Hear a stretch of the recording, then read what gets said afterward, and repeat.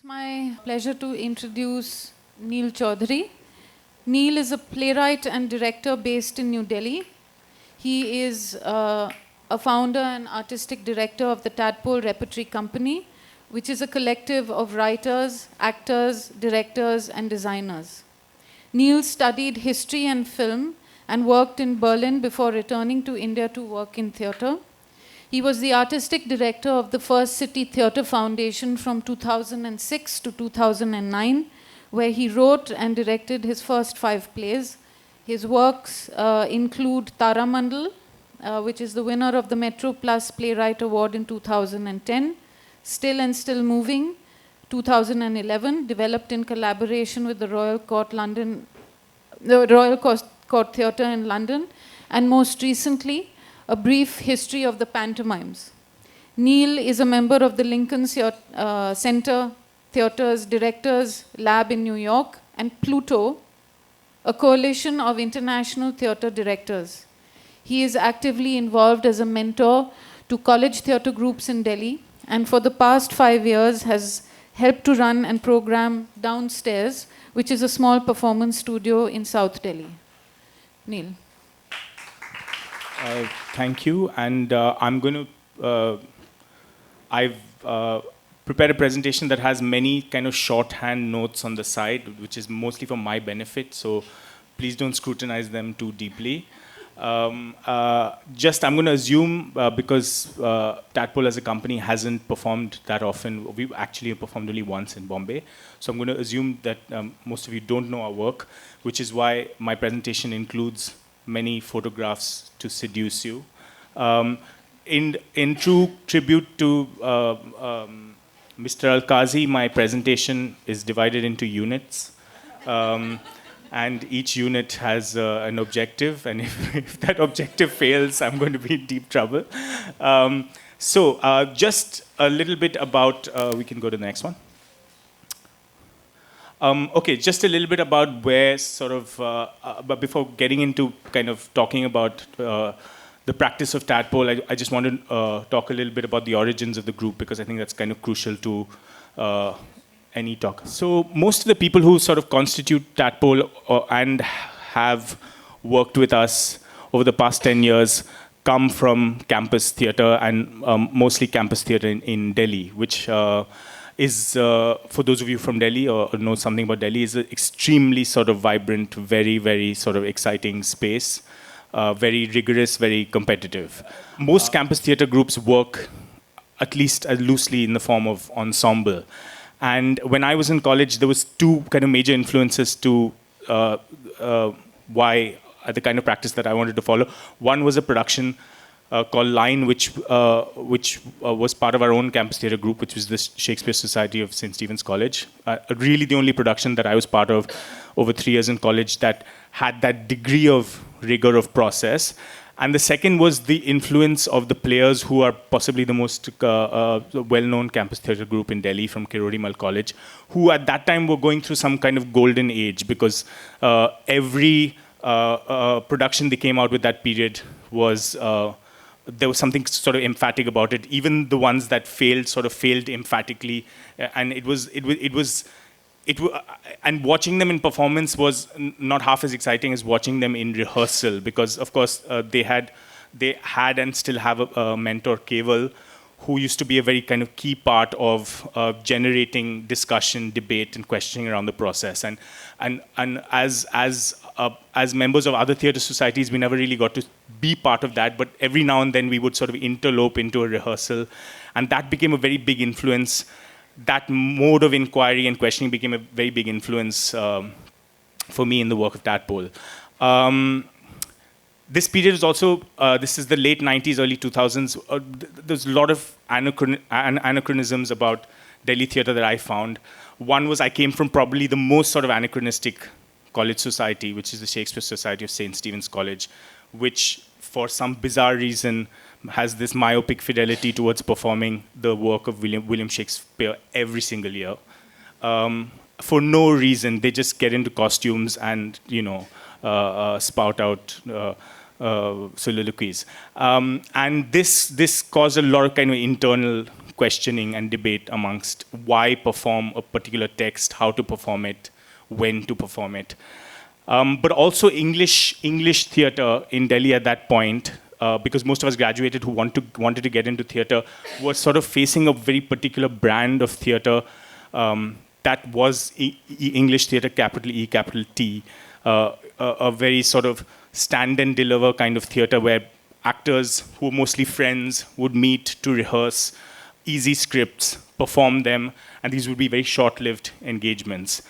And around this time, I started to feel like the focus in the theatre that sort of I wanted to be involved with was not the what, like what is happening on stage, what is this play, but how and why. These became more crucial questions for me, even in the performance, even in the experience of performance, because to me it seemed like the kind of theatre that I was experiencing was where people sit back in their chair, relaxed, and nod, talking about the audience, whereas the people that I was working with wanted to create work where you're sitting sort of at the edge of your seat and you want to know why and how this is happening. And that experience was not happening for me in a lot of theatre that I was seeing at that period of time. And finally, to round up this kind of background information, the influence of film was significant. So I studied film, I didn't study theatre, I studied film, and that to film studies, so not even filmmaking. So the idea of looking at cinematic narrative became a deep influence when I came back into the theatre, because primarily it made me look at time as a very serious subject. And this became a key kind of idea that I began exploring with actors very early on in the process. Because if you look at cinema as a kind of temporal art, both in terms of duration, but also the process of editing, and that becomes kind of a frame within which you're looking at storytelling. To bring that into theatre was both very exciting, but also a bit of a challenge. Yeah, we can go to the next one. So this, I'm going to show you a few clips because it will help sort of elaborate a little bit of what I'm trying to do. So this is the opening of the first play that, the first sort of tadpole play, even though we weren't called tadpole then. But it was a play called Positions, and it opened in the British Council auditorium, which at that point of time, mid-2000s, was as much kind of establishment space of a regular English theatre audience coming to see an English play. And we can just play the clip.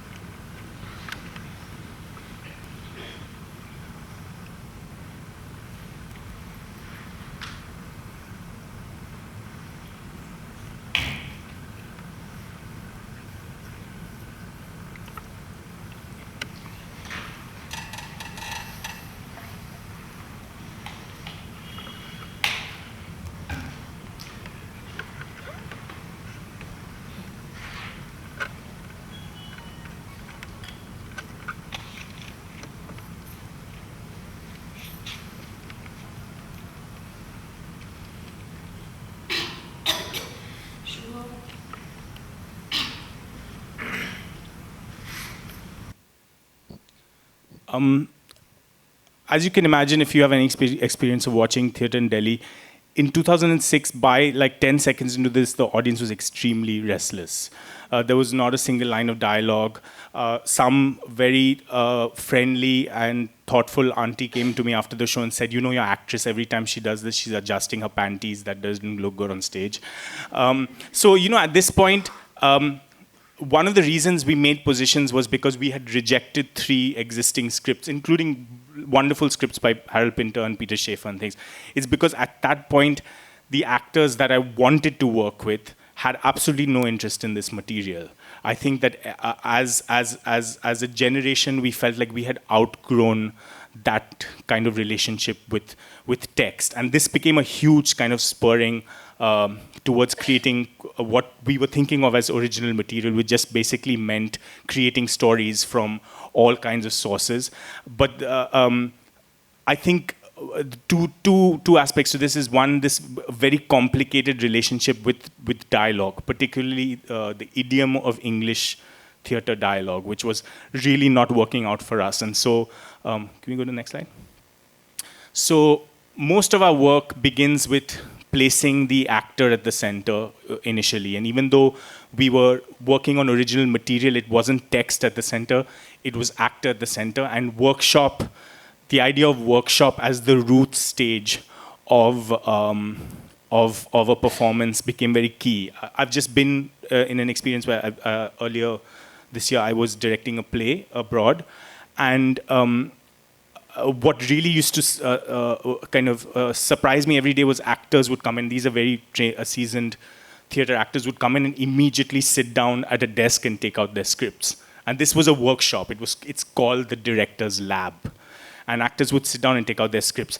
And in my mind, it came to suggest that actors were here meeting to rehearse, which was a lot of what was happening in Delhi theatre at that point. And that was not what we wanted to do. So this workshop as a root stage to explore actor dynamics, how actors kind of relate to each other as bodies in the space against each other.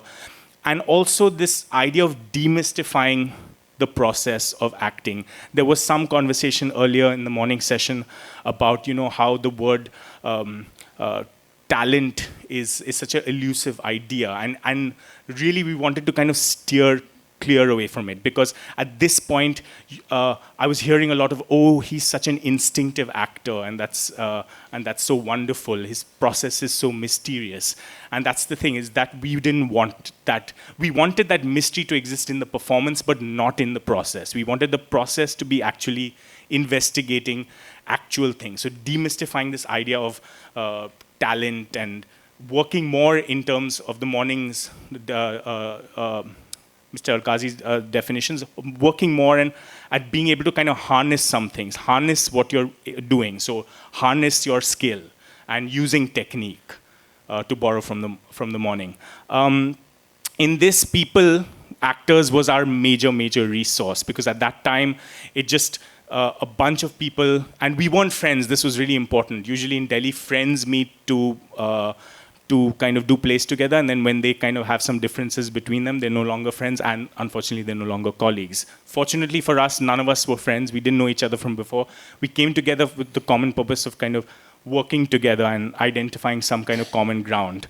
And time was a big currency for us. And one of the reasons was we had our own space, which I'll just come to in a short moment.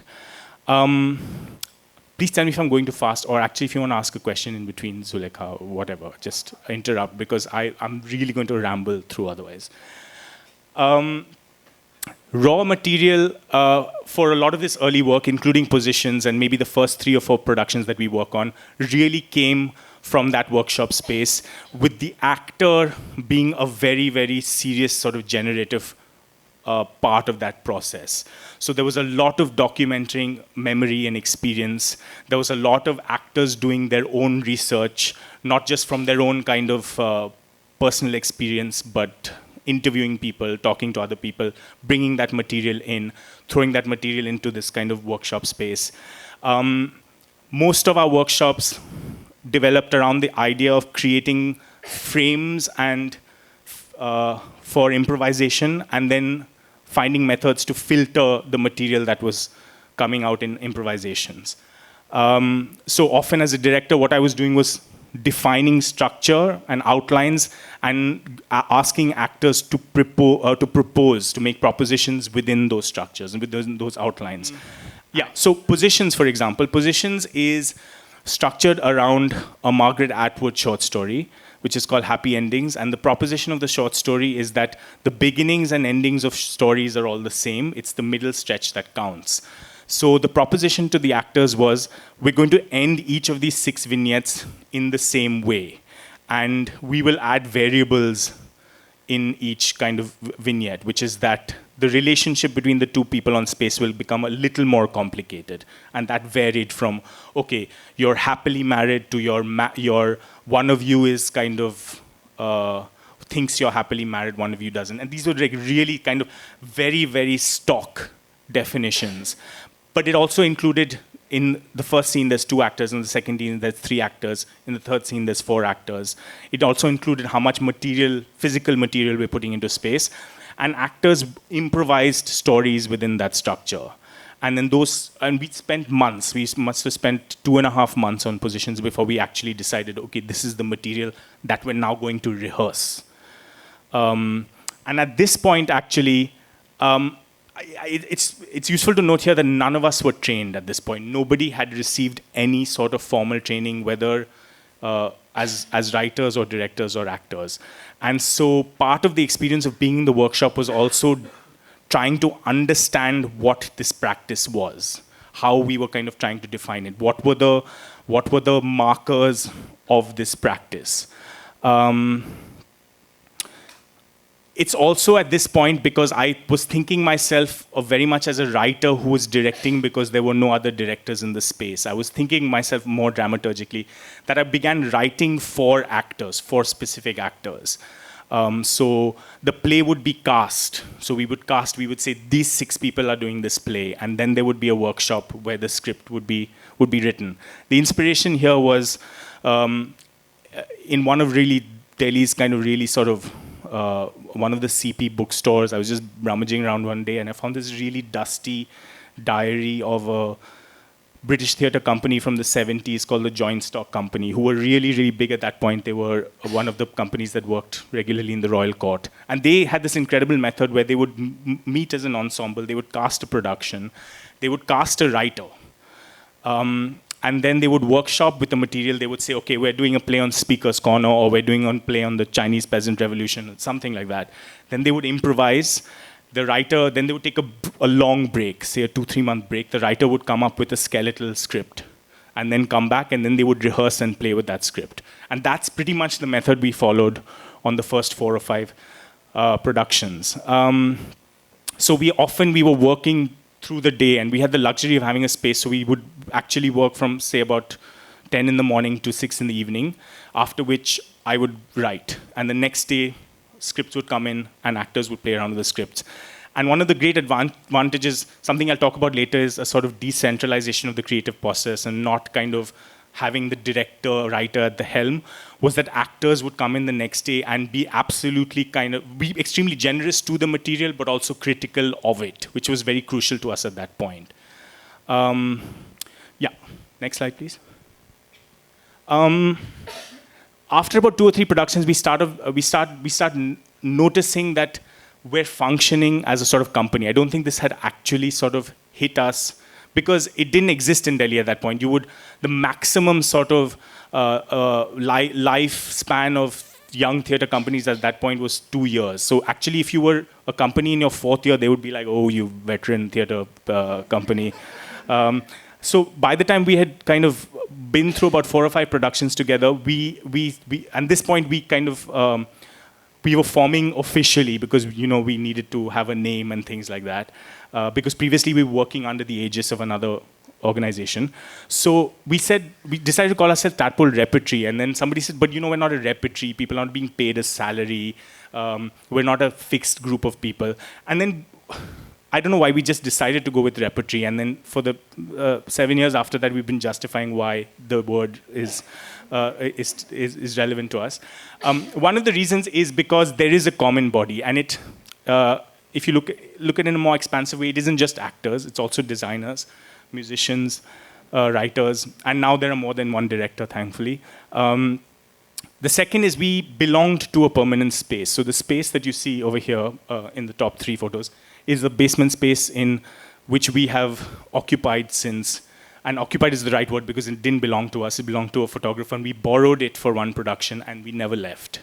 And so that space really is the kind of lifeline, and it allows for 2 things. It allows for the space to kind of signify ritual and regular practice. I think that became key to the survival of this theatre company, and its root was in the actors, because a director can't experience regular practice and ritual without the presence of actors.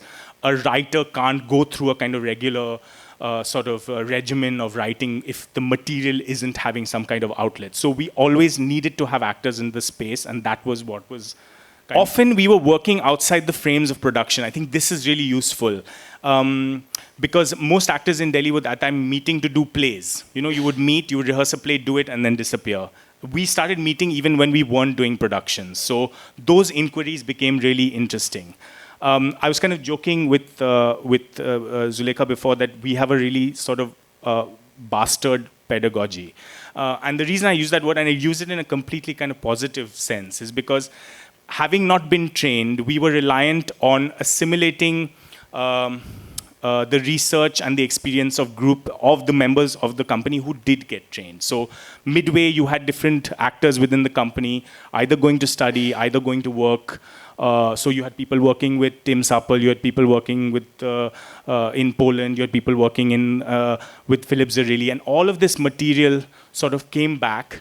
And in relation to what Vinay was talking about earlier, it wasn't copy-paste, because we were really, really careful about that. Because when somebody would come into the space and say, look, this is what I have just discovered, there was a lot of scrutiny. There was a lot of questioning about how this might be relevant to the kind of work that we wanted to do. And that became a very interesting filtering process. Can you talk a little bit really more about that? Because I know that you all have spent a lot of time, you know, it's not just about making a work, it's also to develop a kind of way of, well, I'll say methodology or for the performers, which then works outwardly, I imagine, to also produce the material that you bring forth. Yeah. So this is a bit dense, but I'll give you one example. So one of the very core members, Anirudh Nair, studied at Exeter with Philip Zarrilli, and he brought a lot of the kind of ritualistic kind of training that, or rather training rituals. Ritualistic training means something completely different. That Philip Zarrilli was kind of teaching at that point into the space, and what that did was really interesting. Was it began to frame our workshop and rehearsal process. From something really simple as how we bookended kind of rehearsals with certain kind of physical training and breathing structures, to this kind of major shift in the company of, and in again relation to what Vinay was talking about, of moving kind of out of this space to the body and breath. And that was a major, major discovery for the theatre company. And it happened at a time when we were working on a production with no dialogue. And that was kind of that was a beautiful coincidence, because we weren't thinking about text. We had no, at least verbal text. And we were working on this production, so the actors were confronted with having to place the body and the function of the body and the body's vocabulary at the center. And this then, from that production and that experience of Anirudh bringing this kind of process to us, became a very central part of our methodology that became kind of almost, that we adopted without having a meeting saying, okay, this is part, put this on the manifesto, It just became part of practice. And that's why the practice became really open but assimilative. And we started marking things that were useful to our own inquiries in performance. To mention something that I was saying earlier, it was very important for us as a collective to decentralize creative direction, because one of the things that we had marked about a lot of contemporary theatre practice that we were seeing was it was very personality cult driven.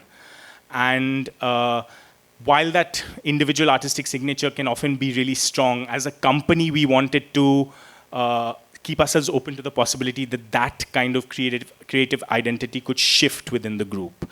So we wanted to be very conscious that we weren't rehearsing Neel's plays, that people weren't coming to see a play by Neel, but that the identity of Tadpole or the aesthetic or the practice of Tadpole at some level became a little more plural and versatile. So a lot of our inquiry was collective. We would divide the responsibility of very central performance questions. It wouldn't just be the director who was making propositions.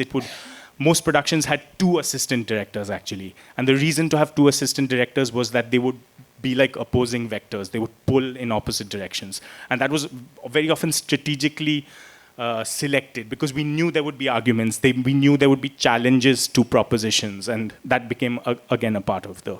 It's a video from one of our plays, which is called Ich bin Fassbinder, which is the central character, which ironically is the story of a theater company disintegrating, because it was based and inspired by the life and work of Rainer Werner Fassbinder, who was we all know him as a filmmaker, but was an incredible kind of theater director as well, and maintained this really crazy contradiction of working really collaboratively in a collective and being an autocrat at the same time. I don't know how that kind of actually happened, and maybe it's one of the reasons his kind of theater practice sort of disintegrated.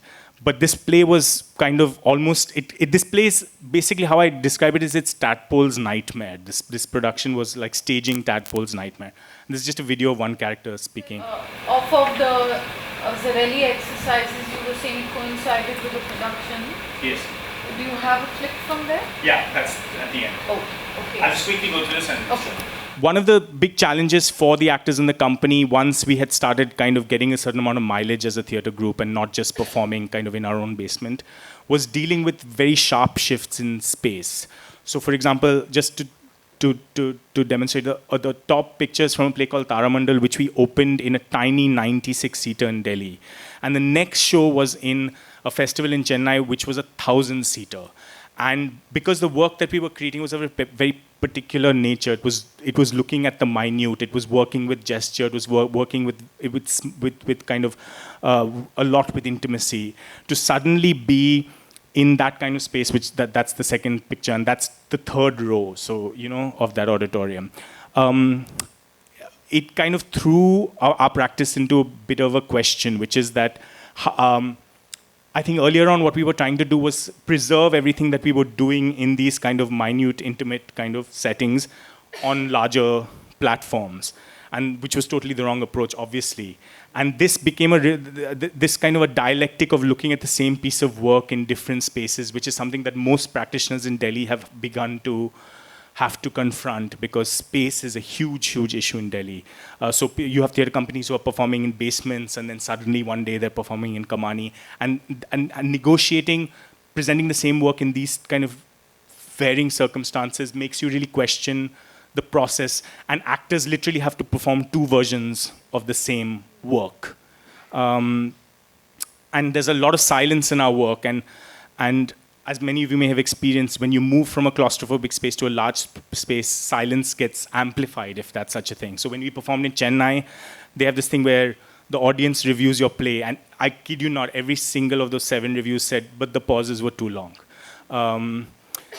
Also, one thing that the actors become practicing here is kind of being engineers in the performance. I think at some point in our process, we realized that the whole... part of this came from the influence of complicity, actually. I don't know if any of you saw Measure for Measure when it came to India, but there was some incredible things that we realized about ensemble performance there, which was actors as kind of architects of the performance, and that goes from how you kind of shift stages. So at one point we stopped using blackouts because we wanted, at some level, the whole apparatus of the theatre process to be completely bare and open.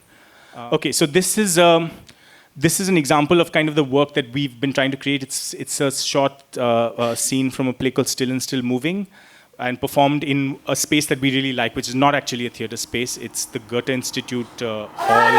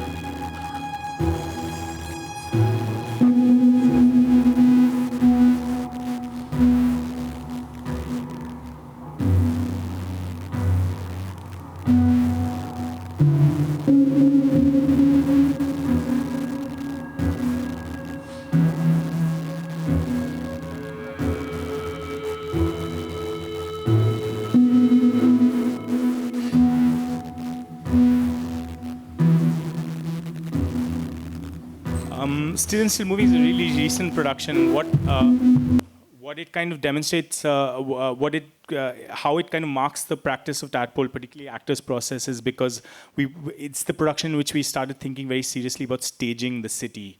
Most of our work before that, space existed in a really amorphous sense. It was a lot of interior space. And Still Moving is the first place where, and this is also because we had a cast, we had a chorus of 9 actors who came from really different backgrounds. A lot of them were campus university actors, but they spoke different languages, they came from different they had different personal stories. And we started looking at the metro, which if any of you have been to Delhi, is this extremely 5 minutes? Okay. Extremely sort of homosocial and crazily a world kind of equalizing space. In 2013, for some reason or the other, we decided really initially very whimsically to collaborate with another theatre company to produce a Shakespeare production, which was at that moment in time the polar opposite of something that we would have been interested in doing. And one of the reasons to do it was again to work with Anirudh, who's been a very long time collaborator, because he wanted to work on Chekhov's psychological gesture. And at that point, it was kind of a proposition that I threw out to the company, which was that we had reached a very comfortable point, and one could say bordering on complacent point in this kind of, in our own sort of methodology. And this was almost a kind of, this was almost us kind of putting ourselves in breaking form in order to discover new things, to take in new things to our practice, but also at some level challenge and scrutinize our existing practice. And one of the reasons was to go back to, one of the things was to go back to the body and the centrality of the body. And rather than the practice of tadpole at that point was often starting small and building up, this was actually reversing the process with psychological gesture, which is getting into psychological gesture and then sort of containing it. There was a lot of work on choreography and acrobatics. We did a lot of sort of the Laban movement, scores, and again it was a very diverse cast, so their own responses to that, because again I would say 90% of the cast were untrained, and so again there was this long 3-month rehearsal period of just bringing everybody to the place where the vocabulary became common. We also moved outdoors. It was a promenade show, so again we were breaking this idea of performing in small kind of intimate spaces. Yes, next. Okay, so this is the production I was talking to you about, which was the production that we did, the silent play, which sort of crystallized a lot of our methodology as a company. So we've just produced a new version of that, and recently, in the last few months, we've been internally debating the difference in the practice and in the experience of those two productions. Next. The first time we approached this production, we actually knew nothing about it. It was partly an aesthetic decision to work on a performance without text, but it was also at some level going into an unknown quantity for the sake of discovery, and with incredible amounts of sort of blind faith in Anirudh, who was leading us in terms of the physical sort of kind of the base of the performance. All our definitions were very amorphous. Scenes would change dramatically from one day to the next, because the actors were really sort of in their propositions were really kind of trying many different things. And we would be in a scenario where we would do one scene 6 or 7 times, and every time the definition would be, let's do something else. And at that point, everybody was in their early, mid-20s, very, very keen to kind of really sort of break structures that they were making as they made them. In 2015, the experience was extremely difficult. Allegorically, it was almost like trying to find a place that you've been to like a long time ago and absolutely sure that you know the way and the map, but all the road names have changed. And so we got incredibly lost. We went into with a great deal of confidence. We've done this before. We're just going to recreate the same map. And it was really, really interesting, that process of losing ourselves and having to forget that journey and reimagine it. And as a result, and I think it's just evident in the images themselves. Like, this is 2015, and that is 2008. So you can see the energy much more kind of wild and untamed in 2008. And in 2015, there's a lot of control. There's a lot of precision. And this tension is very interesting because it some level is revealing of how the methodology and the concerns of the company have aged and are in this kind of process of hardening and crystallizing, which we're questioning at the moment, which is very important to us because we don't want to become... I remember 2 actors coming to me after, and they were the only common 2 actors from the previous production, coming to me after rehearsal and saying that we feel like everything is happening by instruction as opposed to by proposition or discovery. And that was very kind of unnerving for me to hear as a director. Second time around, a lot more scrutiny and debate over form, whereas in the first production, we didn't even know what the form we were searching for was. So I have a clip. I'm sorry, I've really kind of rushed through this. I have a clip of this production, which we will end with. This is the most recent version.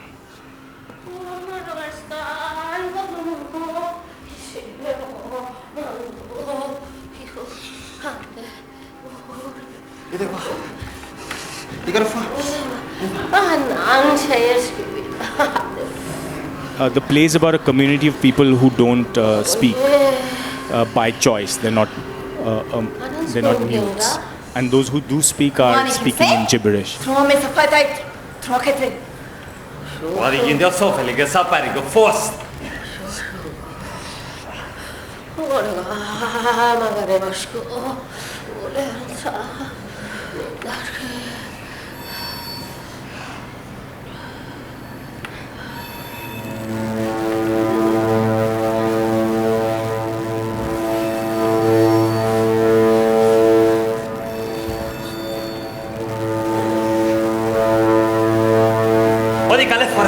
Kasih negor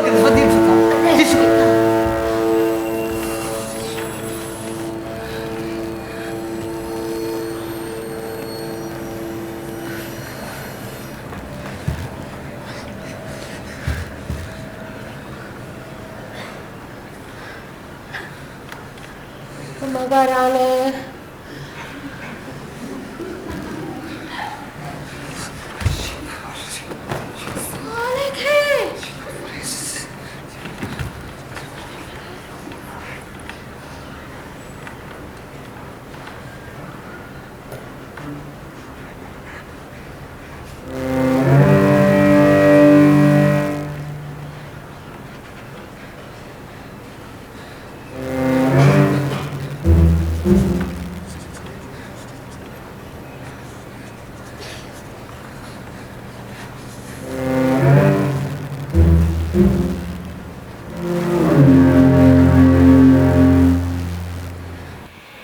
Just before we stop, is there a sort of a regular set of exercises or whatever you know the actors do, whether it's on a daily, weekly?